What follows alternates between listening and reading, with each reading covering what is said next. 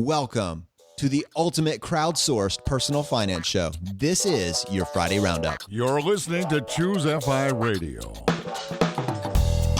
The blueprint for financial independence lives here.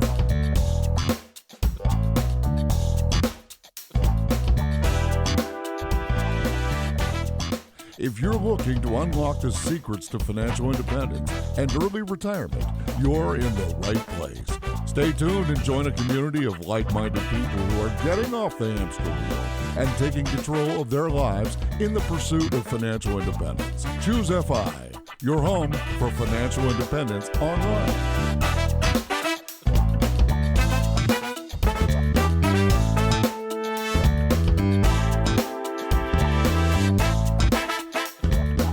All right, on today's episode, we get the opportunity to discuss our takeaways from the episode that we recorded with Nick True from Mapped Out Money. And to help me with this, I have my co-host Brad here with me today. How you doing, buddy? Hey, Jonathan, I am doing quite well. Yeah, this was a great episode with Nick. It's going to be fun to dive into it. And just one thing jumped out to me that I can't help but say is he just did it. What a cool way to go through life. So yeah, we're going to talk at length. But yeah, what's going on in your world? Well, probably the biggest thing, man, is we recently recorded an episode with Pete Matthews from Meaningful Money.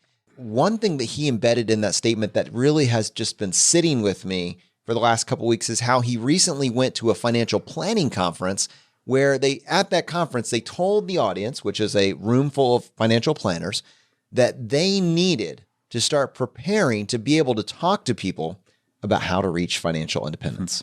In front of a room of financial planners. I love that. Yeah, I mean, it seems to me, and we've believed this for the last couple of years, but it's finally truly coming to fruition that personal finance is becoming FI.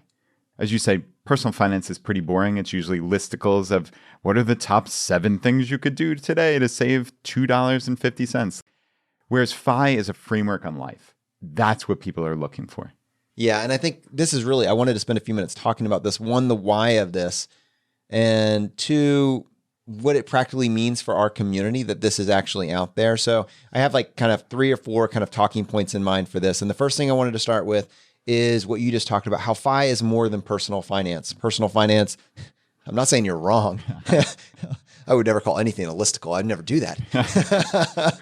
No. I've never used that word in my entire life until now, but I'm channeling my inner Jonathan. Can we get an Urban Dictionary definition on this? I think there's 2 aspects to that. One is that FI creates a framework, as you said. It's something that you feel like instead of just playing defense to protect this long-term future self, like 65 and beyond, like I think all of us, when we're having a personal finance conversation, says, yeah, I'll be there eventually, but 1, will it really matter?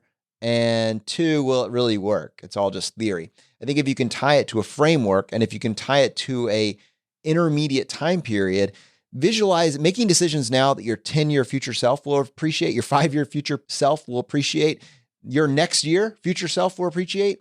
I think it allows you to suddenly be engaged in the conversation. And especially if you can see, and we have this ability to demonstrate how your peer group, everyone around you is hopefully increasingly doing this, that FOMO kind of sweep comes into place. And you're like, well, I don't want to be left behind. I see it. I've got the FI bug. I want to do this. I don't want to not do this.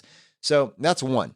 2, for financial planners, increasingly, there are benefits. Obviously, if they can speak to people that are on the path to financial independence, that's super helpful. But I think you're going to see tertiary benefits for everyone else as well. If right now financial planners have trouble convincing people to save 4%, and suddenly out there, this anchoring point is 50%, you're going to now be able to start moving that up and to start talking about reasonable savings goals being 10, 15, 20, 25. And your clients, all of their financial pictures are going to become so much better. It gives you a way to communicate something that maybe historically has just felt like boring academia and give them the tools to immediately see a benefit in their life. That's a really interesting thought that I've never thought of. So financial planners, obviously, we don't love the assets under management percentage that people are paying, but the reality is people are paying that and they're looking for advice.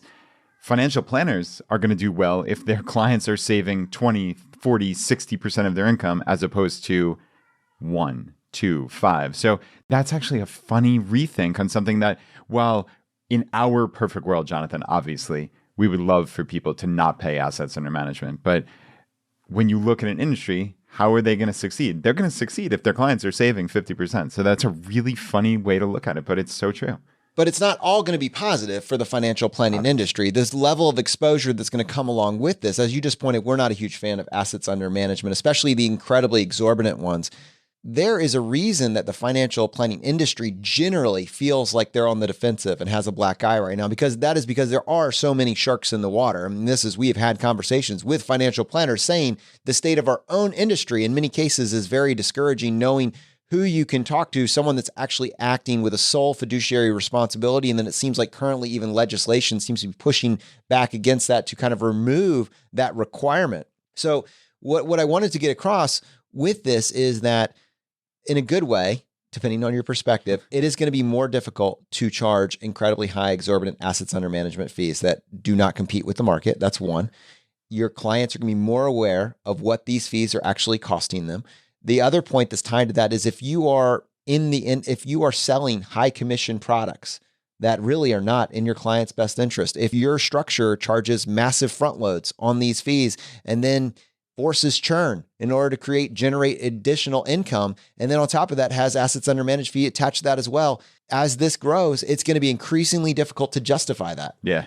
The jig is up, right? It's a pretty succinct way of saying it. Yeah, you're right. They're not going to be able to get away with this nonsense anymore because people are educated. And this is not to say that financial planners don't provide value. They certainly do. But man, to tie it to your assets and to tie it to all of these, like you said, front-loaded commissions and all this other stuff that just destroys your ability to compound your net worth over 30 to 50 years, that is the needless kind of thing. And anything that education and certainly the FI community can do to help that and to help really erase those things from existing, all the better. So yeah, absolutely love that.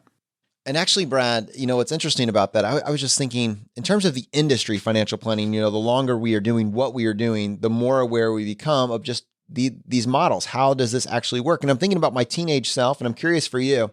If someone told you that they were a insurance agent or a stockbroker or a planner, a financial planner, would you have understood at that particular point in time how they actually made their money?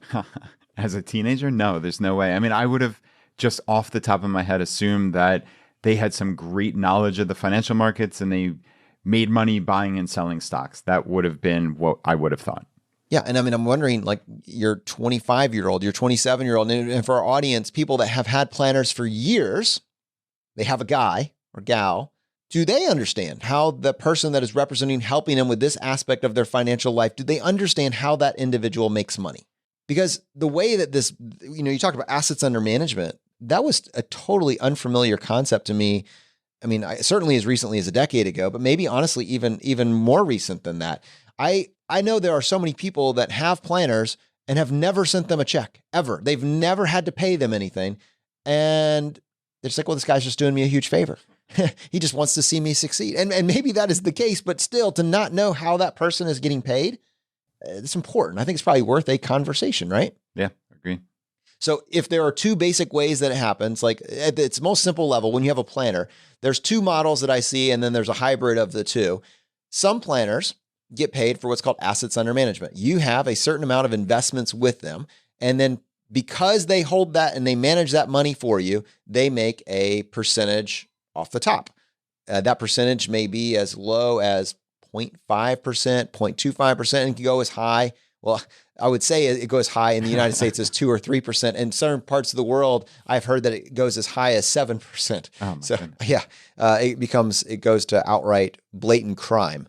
But if you think about that in the context of the fees matter, which I believe, Brad, that was episode 3 of our podcast, and it's been hit almost ad nauseum, episode 19 that we did with JL Collins.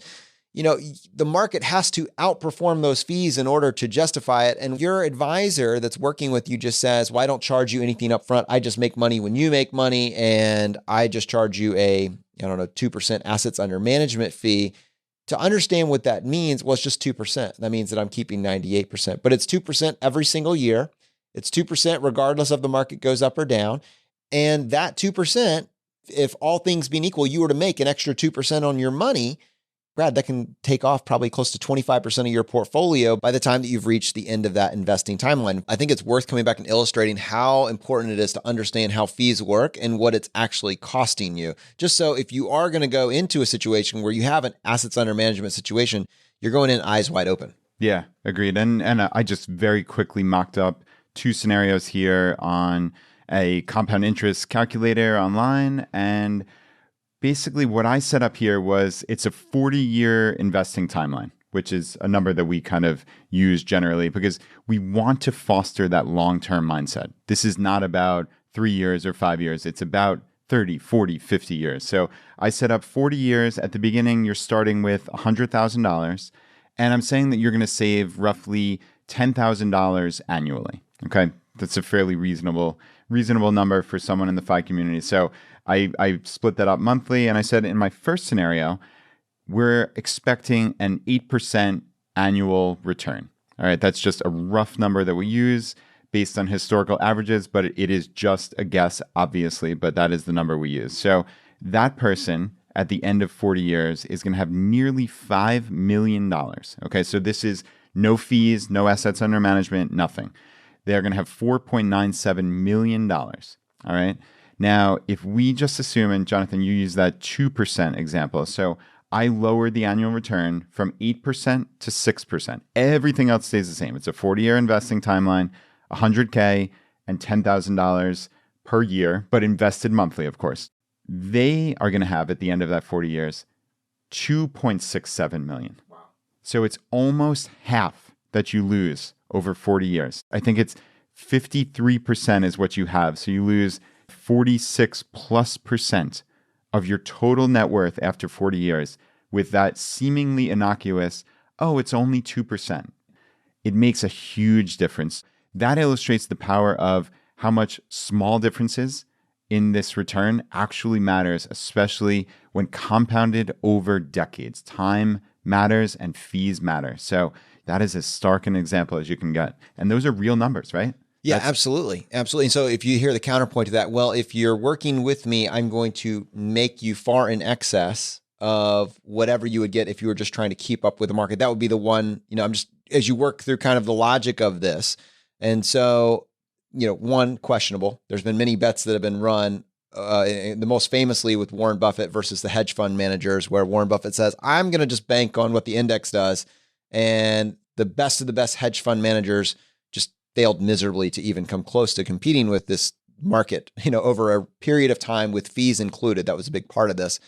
So that's one. Do you think your person is going to be the one that is able to outperform the index? And then in order to do that, what decisions do you think that they are going to make? So for instance, are they going to be moving in and out of the market, generating additional taxable events? What decisions are your individual going to have to make to show off their brilliance and do stuff that isn't in the market?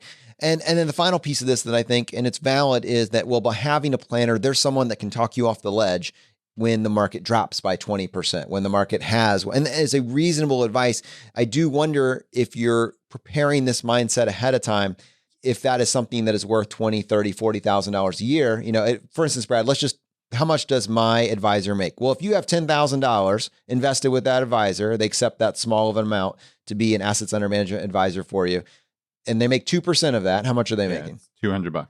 All right. So $200 a year, and they're working with you. But most advisors that use an assets under management involved have a minimum amount that you need to have invested with them because their model is based on assets under management. So Brad, that same individual has $2 million worth of assets and they charge 2% assets under management. How much is that advisor making a year?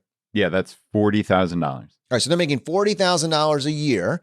That $40,000 cannot be working on your behalf while it's investing and compounding year over year. That is not working for you, but you get a Christmas card.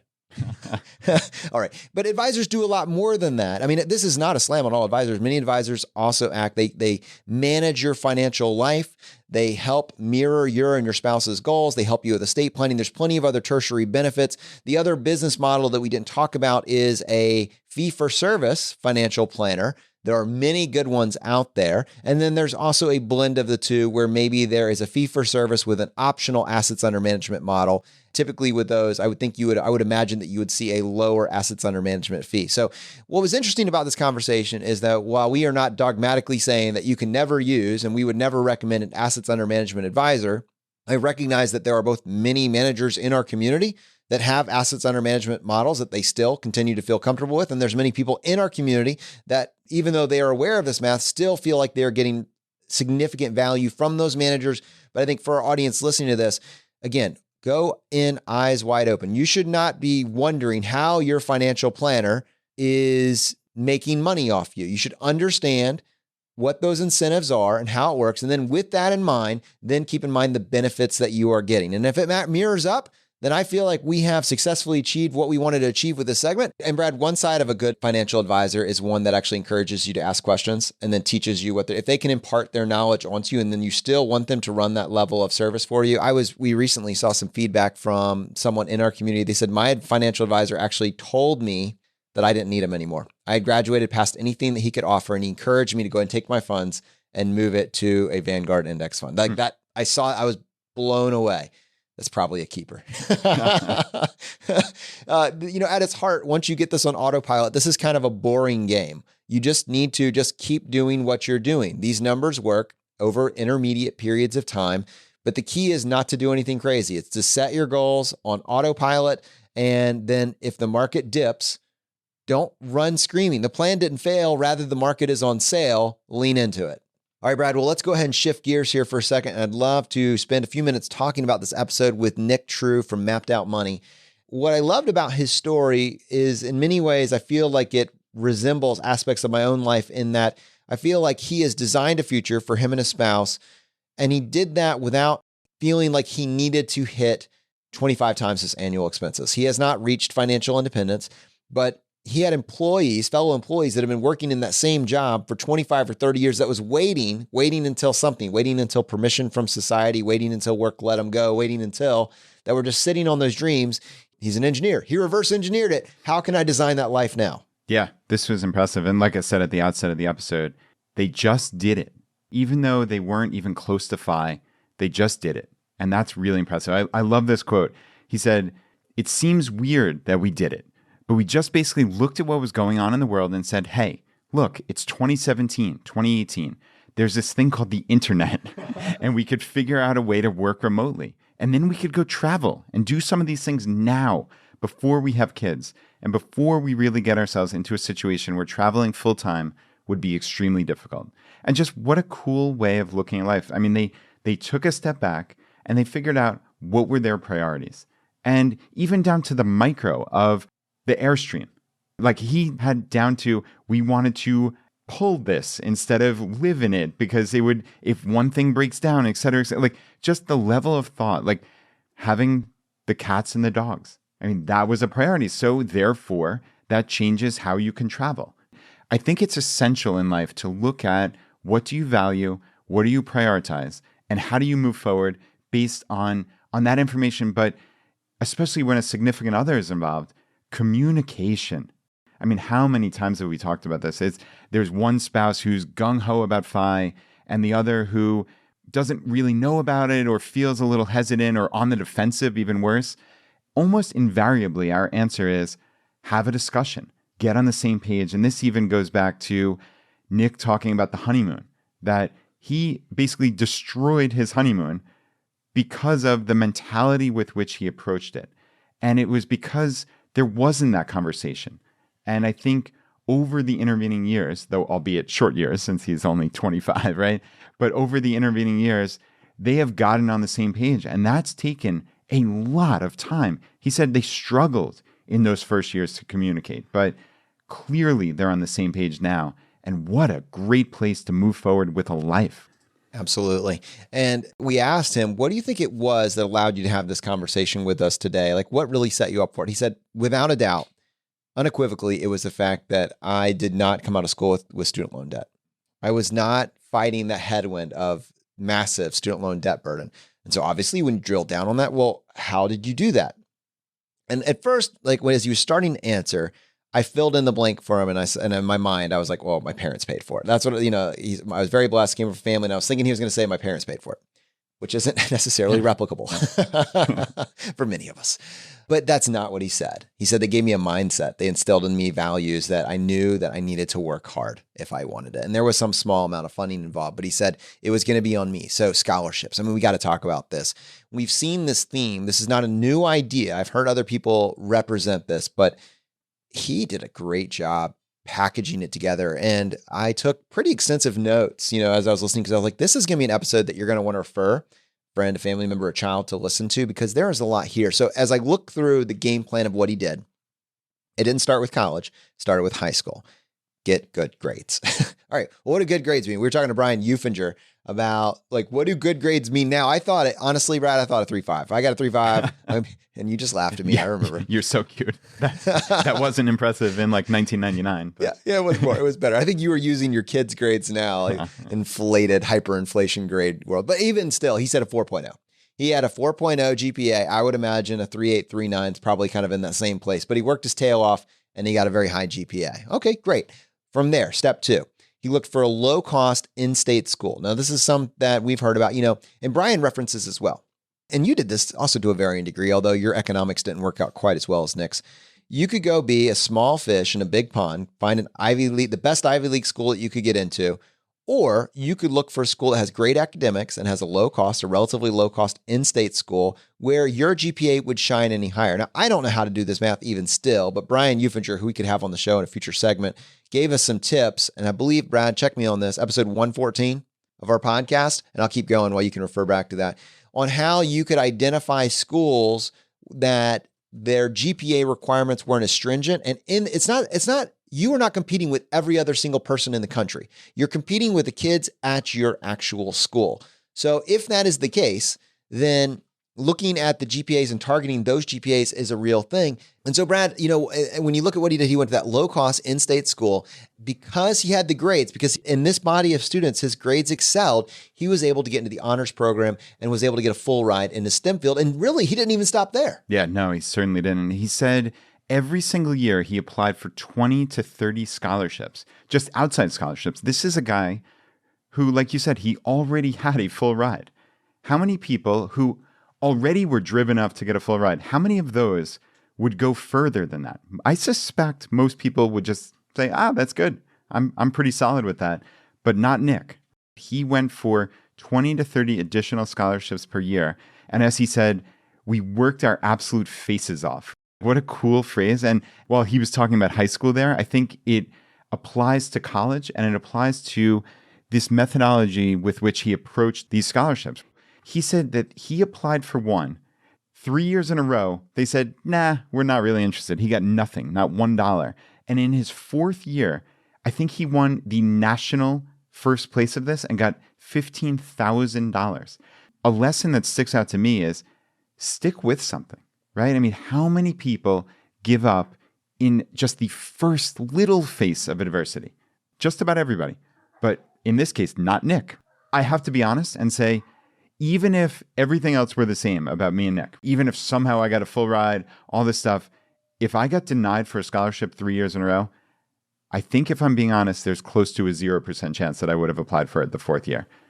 But again, not only did Nick apply for it, but he got the thing at the national level. That is just crazy talk, as I would say. That's amazing. It is amazing. And one of the things that Nick did, which reminded me of something that Cody Berman talked about in episode 83, was that he realized that there was a story bank. And it sounds a little mercenary, but I think all of us intellectually know that it's true. People that write scholarship questions are looking for specific answers. And there's only so much creativity that you can put when you're designing a question that's going to be answered by hundreds and hundreds of students. There will be some overlap. So Nick said, once I realized that there's a story bank and there's only so many ways they can ask the same question, I need to figure out how to tell a better story about myself. And quite literally, after year 1, he knew it didn't work. After year 2, he iterated. And by the 3rd and 4th year, he was able, as you said, to get top honors for that. He went to college for profit. For profit. He graduated after receiving over $30,000 in student loans and didn't stop there because his wife leveraged the profit that he earned to pay for the other half of grad school, not the entire amount of grad school, because you want to know why? Because she was looking at the problem a little differently, and she got that assistantship while in undergrad that carried over into grad that paid for the other half. Yeah, Jonathan, this stuck out to me, both what his wife did, but what he did as well. He said that she got in with these professors, and then just like human nature, who is going to get the assistantship? It's not going to be some random person off the street. It's going to be the person that they have a relationship with, that they know, they trust, they like, they've seen that person do work. This is how the world works. It just is. And he said one of the most influential books in his life was How to Win Friends and Influence People. I feel like that book title sounds almost a bit spammy, right? The influence people. But I think the word influencer kind of has a dirty connotation these days. No, it does.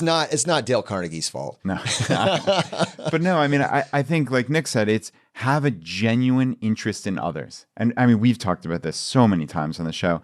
I know it has changed my life from just being somebody who maybe out of self-limiting or limiting belief has always referred to himself as introverted to just being genuinely curious about other people and forming these deep relationships that maybe I didn't have in the earlier part of my life. And I mean, he said he would go to office hours of the professors and he would show interest in them, which would be reciprocated, right? They would turn the tables and they'd show interest in him. That's just the way the world works. And again, that helped him dramatically. It helped his wife dramatically. And I mean, what a path to come out of college with this positive net worth and then help be able to pay off this remainder of graduate school for his wife. You know, Brad, I had this idea probably a year ago when we were first starting to collate ideas for scholarships and things that people had done, kind of like almost like a playbook for college. Just think about the problem a little bit differently.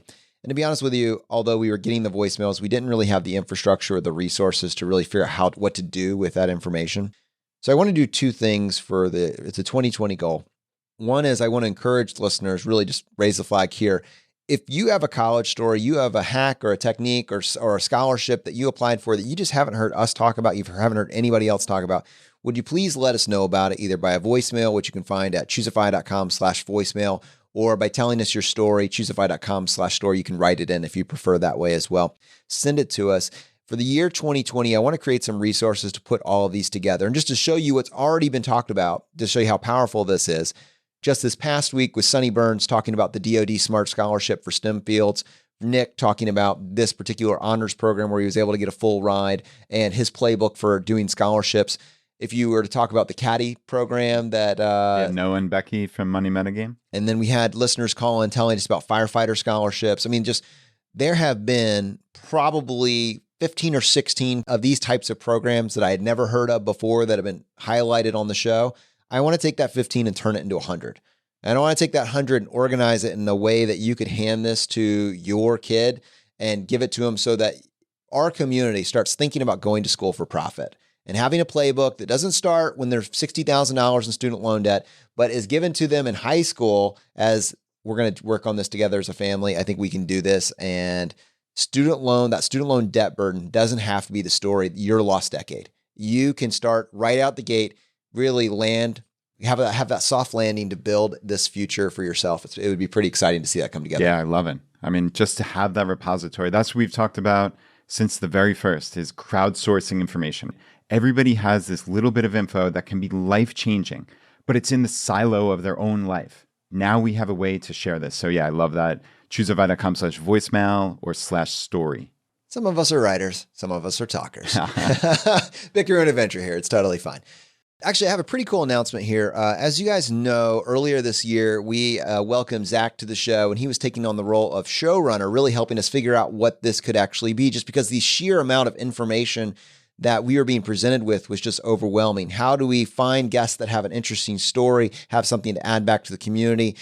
With over 200,000 comments a month in the Facebook group and emails and voicemails, how do we sift through that and really find a way to give as much value back to the audience for this show as possible? And he really helped us create a pretty awesome playbook for that. But Zach is actually going to be helping us now with video production. Him and Andrew are taking on video production for Choose FI. And we are now rolling out a Chooseify video podcast, which will have a video version of the show twice a week on Mondays and Fridays. If you're interested in that and you didn't know we had it, it's on YouTube currently, and you can find it at choosefi.tv. By the way, while you're there, please take a second and subscribe. We would love for you to join us and be a part of that. I mean, it's really a cool way that we'll be able to add additional details and flavor to the podcast when we're able to run these case studies like Brad did earlier in the show. We'll be able to have that and show you guys the math that we're operating with. When we talk about a resource or an article, we'll be able to add that so you guys have that information right there in front of you. The plan is just to make it a more comprehensive experience so that you really can see you can interact with the same content that we are interacting with. But that departure from showrunner to video has left a void in our lives. A gaping hole. Gaping hole. Dramatic much, Brad? But we have actually been working with MK also for the past year. And MK, who we actually interviewed in episode 85, and the title of the episode was From Passion to Profit. We talked about her own path to financial independence for her and her husband, Jason, and specifically how she got into self-publishing and how she published, I believe at that time, 3 books. Her 3rd book was being released. She has effectively reached financial independence, and she left working for corporate America. And we asked her, hope you enjoyed that 2 weeks of retirement. Would you like to come work with us here at Choose FI? And I am so excited that she said yes. And I have a whole bunch of announcements around that. But before I do so, let me go ahead and welcome MK to the podcast. Hey guys, happy to be here. So MK is going to be joining us and taking on the role of our head of Choosify Publishing. And I guess I would like to kind of roll this out, but we made a very intentional decision to self-publish our book, Choosify Your Blueprint to Financial Independence. MK, I'm just curious, what your perspective as someone that has been self-publishing their own books for the past 3 years, where do you think that Choosify Publishing can fit into this, and what do you think it can be?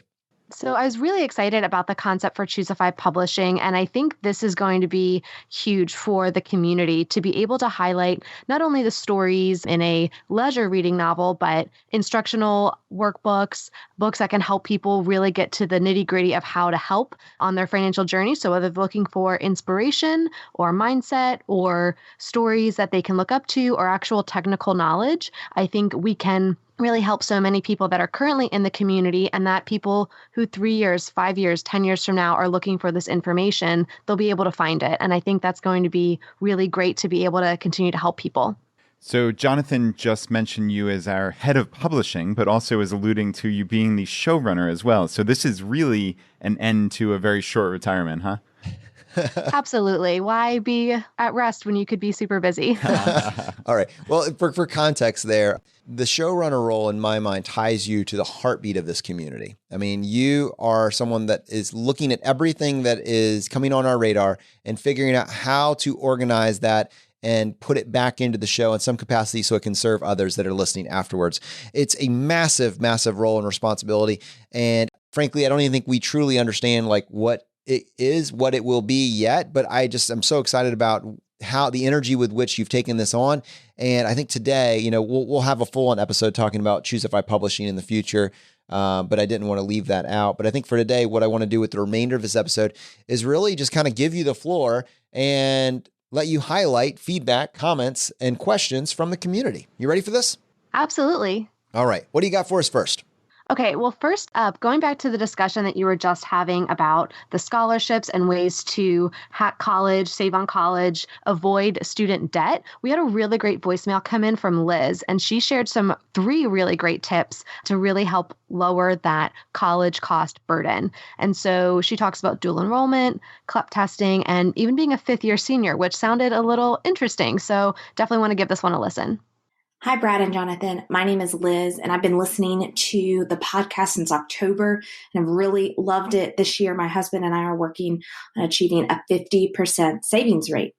But I was leaving a voicemail because I listened to your episode on Monday with Angela from Tread Lightly and found the portion about college hacking really interesting. My family over the years has learned a lot when it comes to college hacking.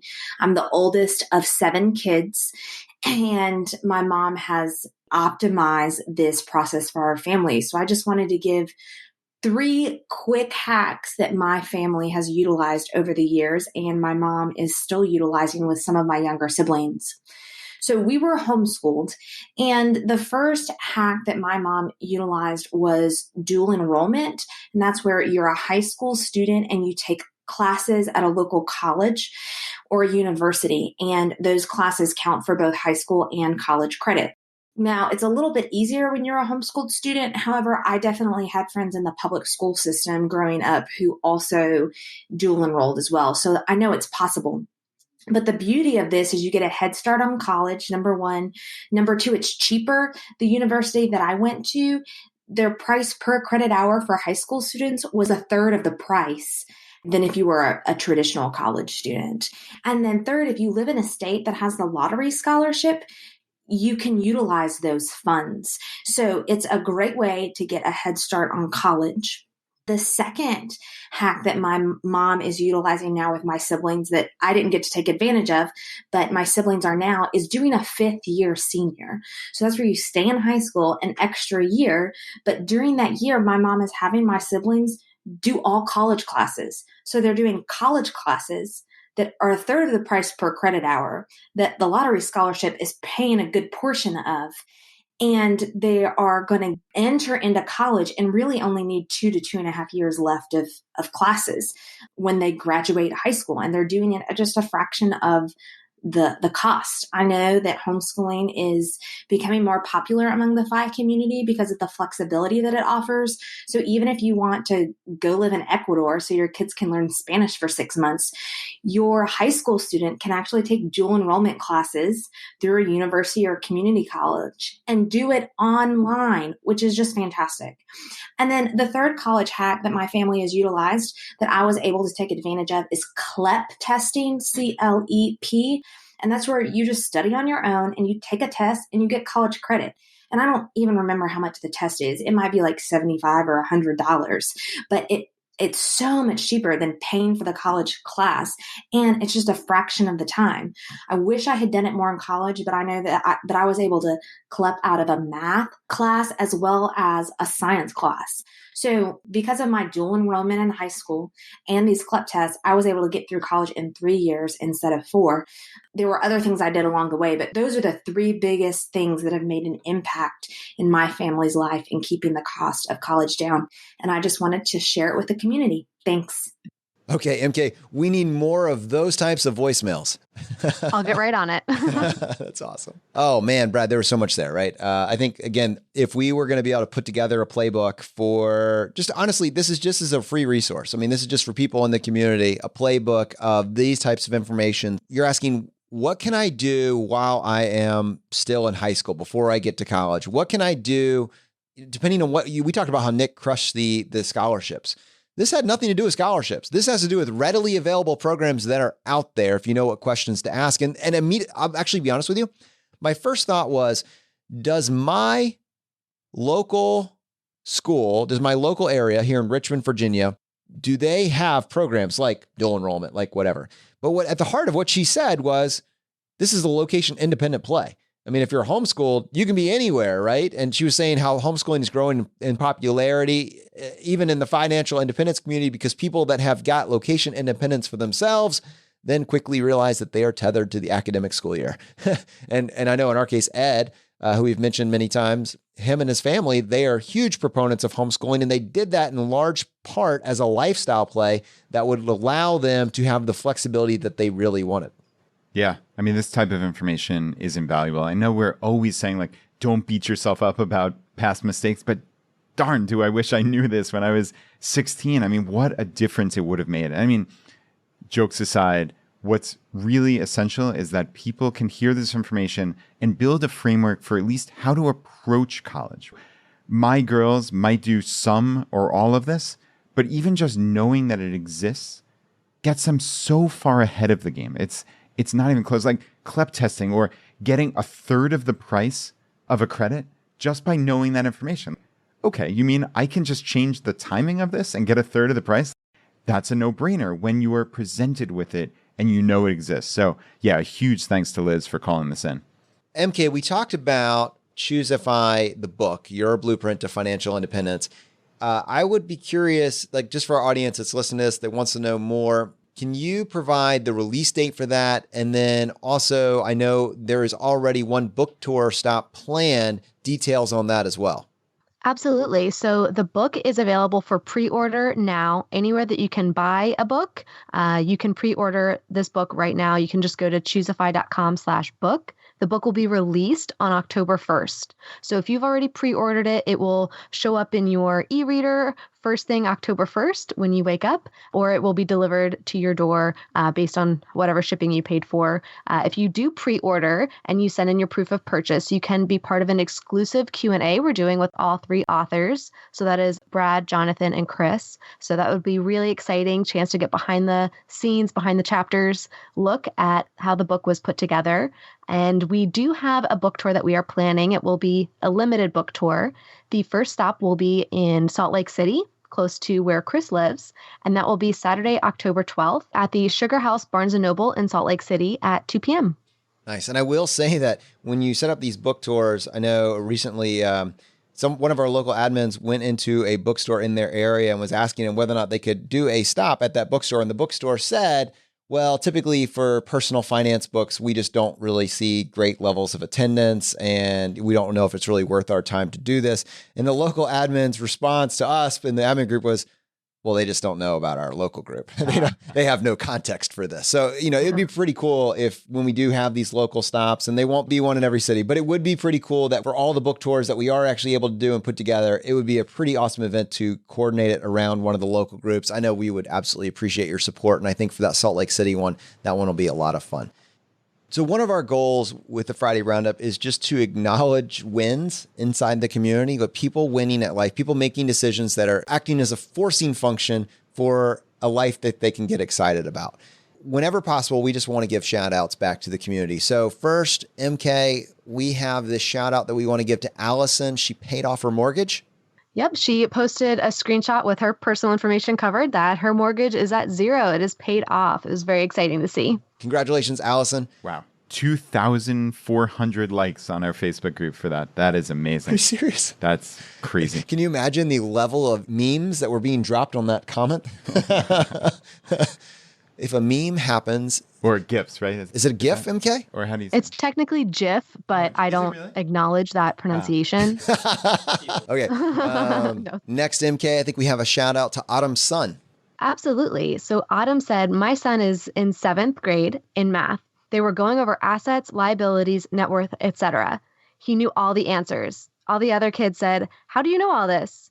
His response, I'm involved in my parents' conversations. Well, of Way course. to go, Autumn's son. That's amazing, Brad. That is so cool. Of course he's involved in the parents' conversations. They're members of the FI community. That is awesome. 7th grader. Could you imagine knowing about assets, liabilities, net worth? And that's like an accounting class in 7th grade. That's crazy. Frugal win of the week. MK, what do we got? So Jason said that his frugal win of the week, FWOTW, was I adjusted my W-4 for the first time since joining my current employer 5 years ago. Over the past 5 years, we've seen the birth of my son and passing of a new tax bill. Through this simple act, I've just found an extra $260 per month that's been hiding in my paychecks for years. Wow. I hope that found has quote unquote around it. That's incredible. I wonder what he is going to be doing with this newfound difference. Well, according to Facebook, he is doing a very happy dance with this GIF that he posted of Ace Ventura and the tutu. I'm glad that we could clarify the pronunciation. That's great. So in this case for Jason, this is now, instead of getting this back as a big tax refund at the end, he's getting it every single month, and it's his money, right? He's not giving an interest-free loan to the government or his state. He's getting it every single month, and he can start investing it. So yeah, I love that. MK, thank you so much for joining us on the show today, and we're so excited that you will be here on the Friday Roundup going forward. Thanks, guys. Can't wait to bring more positive stories to you guys next week. All right, guys. Well, unfortunately, that's going to bring this episode to a close. Now, as you know, we like to finish every episode by doing a drawing for a copy of a book that we have found useful. There's 3 books that we offer. The first is J.L. Collins' book, The Simple Path to Wealth. The second is Dominic Cortuccio's book, Design Your Future.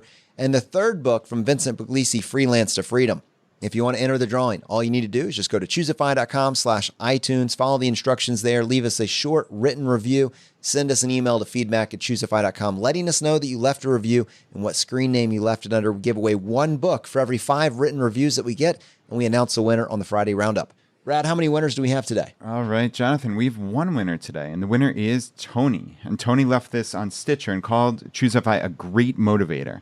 I started listening about a month ago. I've listened to 40 or so episodes. great content and love the way Brad and Jonathan approach interviewing their guests.